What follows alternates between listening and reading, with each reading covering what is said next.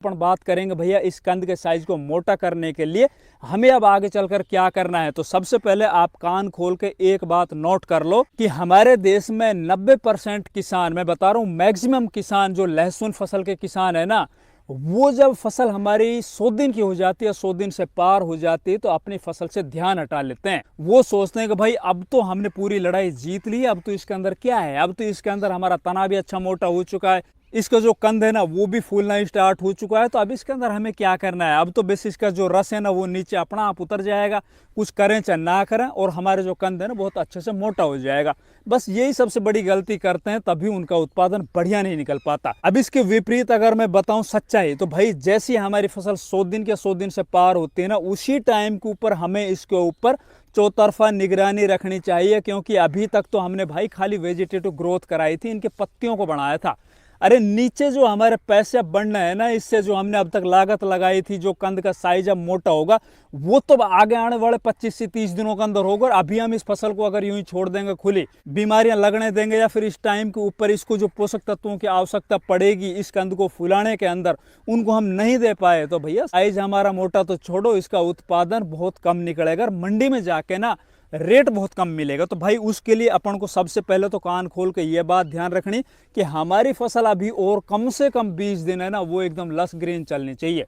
जितनी ज्यादा फसल हमारी लस ग्रीन हरी भरी होगी, उतना ही मोटा हमारा कंद का साइज है वो बनेगा। ये चीज आप नोट कर लीजिए। अब हरे भरी फसल बनाने के लिए ना, इसके अंदर अब इस टाइम के ऊपर 2 बीमारियां आपको सबसे ज्यादा परेशान करेगी। एक तो जैसी नजर हटी वहीं दुर्घटना घटी वाली बीमारी अभी सभी लहसुन फसल के अंदर आएगी। जैसे जैसे अब टेम्परेचर बढ़ता जा रहा है ना, तो इसके अंदर भाई सबसे पहले आएगी थ्रिप्स।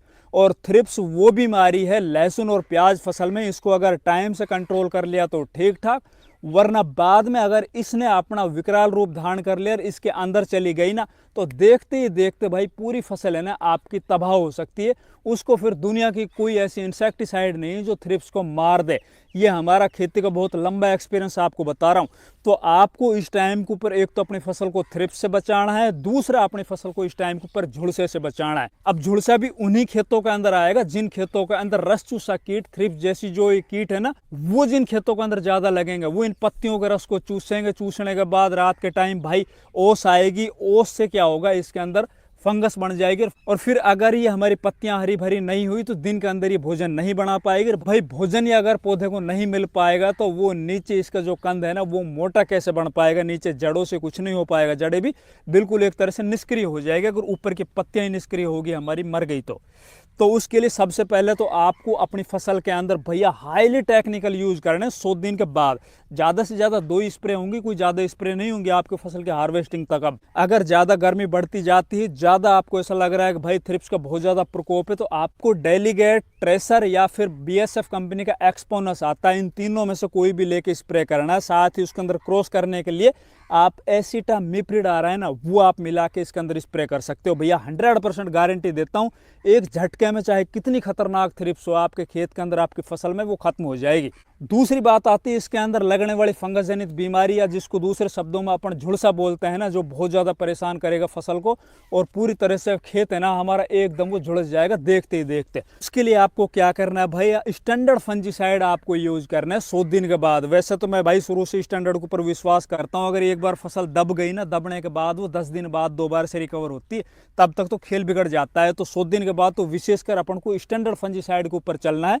स्टैंडर्ड फंजीसाइड के अंदर आपको कौन सा यूज करना है, देखो सबसे बढ़िया अगर रिजल्ट वाली बात करूं मैं, देखो मेरा जो एक्सपीरियंस है, जो भी मैंने किसानों से अब की बार स्प्रे कराई है ना, उनके अंदर सबसे तगड़ा जो रिजल्ट निकल के आया है ना भैया, टेबुकोनाजोल का आया है। टेबुकोनाजोल के साथ या तो ट्राइफ्लॉक्सिस्ट्रोबिन का कॉम्बिनेशन लीजिए, या फिर आप टेबुकोनाजोल के साथ एजोक्सिस्ट्रोबिन का कॉम्बिनेशन लीजिए, या फिर आप टेबुकोनाजोल खाली ले लीजिए, उसके साथ आप M45 वाला जो मैनकोजेब आता है ना वो लीजिए, या फिर प्रोपिनेब आता है ना वो ले लीजिए, या फिर इसके अलावा आप BSF का मेरीवोन आता है वो यूज कर सकते हो, या फिर थोड़ी मात्रा के अंदर जैसे हमारी फसल 100 दिन से पार हो जाए तो लूना एक्सपीरियंस आता है, उसके भी रिजल्ट काफ़ी अच्छे देखे गए। वो आप ले सकते हो। बाकी आपको सिस्टेमिक के साथ ना, अभी अपनी 2 स्प्रे होनी ज़्यादा से ज़्यादा, सिस्टेमिक के साथ आपको कॉन्टैक्ट फंजीसाइड भी जरूर साथ में रखना है, क्रॉस करने हैं। जो मैंने इंसेक्टिसाइड और फंजीसाइड बताए हैं, इनके रिजल्ट आपको सुबह स्प्रे करोगे शाम के टाइम में दिखाई दे देंगे, लंबे टाइम तक इनके रिजल्ट देखने को मिलते हैं। तो ये तो बात हुई अपनी फसल को हमें थ्रिप्स और झुलसे जैसी बीमारी से बचाने के लिए, उसको हरा भरा रखने के लिए क्या करना है। फिर बात आती है कि भाई हमारी फसल चलो बीमारियों से तो बच गई, अब इसके नीचे जो कंद है ना, उसको मोटा करने के लिए हमें नीचे से क्या देना होगा या फिर ऊपर से हमें क्या देना होगा, इसके अंदर पोषक तत्वों की पूर्ति किस तरह से करनी होगी, और कंद को मोटा करने के लिए सबसे जरूरी पोषक तत्व कौन से हैं। तो भाई देखिए, कोई भी कंद वर्गीय फसल हो, चाहे आपकी वो लहसुन हो, प्याज हो, अदरक हो, उसके कंद के साइज को मोटा करने के अंदर भाई 2 ही पोषक तत्व सबसे ज्यादा आवश्यकता पड़ती है। इनमें एक पोषक तत्व है ना, उसकी आवश्यकता आखिरी टाइम तक पड़ती रहती है। तो उसमें पहले नंबर के ऊपर भैया फॉस्फोरस। अब फॉस्फोरस हमने डीएपी के माध्यम से बुआई के टाइम पे दिया, फिर हमने 50, 60 या 70 दिन के ऊपर दिया, फिर बाद में हमने एनपीके 05234 की स्प्रे की। उसके बाद अब इस टाइम के ऊपर फॉस्फोरस की भी हमें अगर पूर्ति करनी होगी तो हम नीचे से नहीं देंगे, क्योंकि नीचे से अगर हम डीएपी के माध्यम से फॉस्फोरस देते हैं तो बहुत लंबे टाइम में जाके काम करना स्टार्ट करेंगे, तब तक खेल खत्म हो चुका होगा। तो अपन को जो स्प्रे करनी है ना ऊपर से, वो वही एनपीके 05234 की एक और कर देनी 100 दिन के बाद, चाहे वो आप 110 दिन पे करो, 108 दिन के ऊपर करो, 105 दिन के ऊपर करो। जो आखिरी टाइम में पौधे को फॉस्फोरस की आवश्यकता पड़ती है ना, वो मिल जाएगा। दूसरा पोषक तत्व जिसकी सबसे ज्यादा आवश्यकता पड़ती है, लास्ट टाइम तक पड़ती है भैया, वो है पोटास। अब पोटास भी हमने बुआई के टाइम पे दिया, फिर हमने 50, 60, 70 दिन पे दिया। उसके बाद वही एनपीके 05234 के अंदर 34% के रूप में हमने पोटास दे दिया। अब यहाँ तक तो हम पोटास दे चुके हैं, पोटास का काम भी दिखाई दे रहा है, पौधा की काफी अच्छी वेजिटेटिव ग्रोथ हो चुकी है, इसके अंदर जो तना है उसके अंदर एनर्जी स्टोर हो चुकी है। अब इस एनर्जी को नीचे उतारने के लिए या फिर आगे चलकर मौसम के अंदर आने वाले क्लाइमेटिक स्ट्रेस को खत्म करने के लिए, या फिर हमारे मान लीजिए किसी भी तरह की ज्यादा गर्मी बढ़ जाती है या बीमारियां लग जाती है, या फिर किसी भी तरह से हम सिंचाई में देरी कर देते हैं, या फिर जमीन के अंदर पड़े हुए जितने भी पोषक तत्व है ना, उनको जल्दी से जल्दी अवेलेबल कराने के लिए जड़ों के माध्यम से, और दूसरा ऊपर से जो पत्तियों के माध्यम से दिन में ये भोजन बनाएगी, उस भोजन को जितना जल्दी हो सके इस कंद तक पहुंचाने के अंदर जो काम करेगी सबसे ज्यादा, वो पोटास काम करेगी। अब पोटास की पूर्ति के लिए हमने 100 दिन के बाद ना भैया, अब 2 तरह से पोटास की अपन पूर्ति करेंगे। एक तो अपन 05234 जो हमने 105, 110 दिन के बीच में स्प्रे किया है ना, 34% पोटास हमें पत्तियों के माध्यम से मिल जाएगा, ठीक है।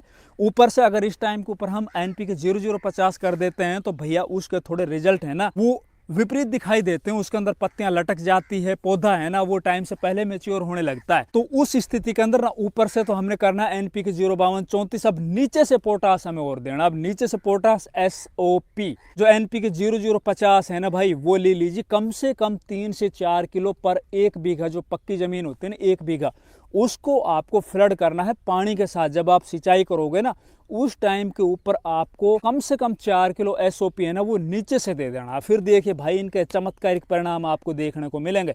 ऊपर से हमने स्प्रे के माध्यम से भी दे दिया, नीचे से हमने पानी के साथ भी दे दिया, और जो वाटर सोल्युबल फर्टिलाइजर है ना वो बहुत जल्दी से अपटेक हो जाता है, पौधे को मिलना स्टार्ट हो जाता है। तो ये काम करना है। फिर बात आती भैया इसकी जो वेजिटेटिव ग्रोथ है ना वो बहुत तगड़ी होगी। इसके अंदर जो बना हुआ जो इसकी जो एनर्जी है ना, उस एनर्जी को कहाँ से उतारे हम, उसको नीचे कैसे लाएं, उसके लिए हमें क्या करना है, इसके अंदर से निकलने वाली जो पत्तियां है ना वो तो रुक ही नहीं रही, लगातार बढ़ती जा रही है भैया, उसको किस तरह से अपन रोकें।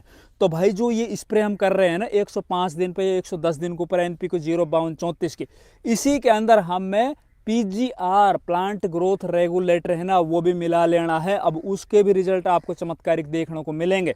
अब पीजीआर बाजार के अंदर भाई अलग अलग तरह के बहुत से आ रहे हैं, उनमें से कौन सा लें।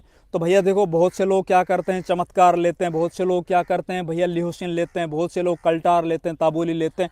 बाकी लहसुन के ऊपर सबसे बढ़िया जो रिजल्ट मिलता है ना, मेरा मानना है पैक्लोब्यूट्राजोल जो ताबोली में और कल्टार में आता है ना, उनके रिजल्ट सबसे बेस्ट मिलते हैं। अगर आप लिहोसिन करते हो तो लिहोसिन के भी हमें जो रिजल्ट है ना वो कुछ विपरीत दिखाई देते हैं भैया, वो भी टाइम से पहले पौधा मैच्योर हो जाता है। तो ऐसा भी नहीं करना है अपन को। और रही बात चमत्कार की, तो भाई चमत्कार का तो मेरा मानना है चौड़ी पत्ती वाली जो फसल होती है ना उनके अंदर उनके रिजल्ट देखे जाते हैं। बाकी इनके अंदर उनके रिजल्ट किसी भी तरह से 0% दिखाई देते हैं, तो उनको आप बिल्कुल मत डालो चाहे।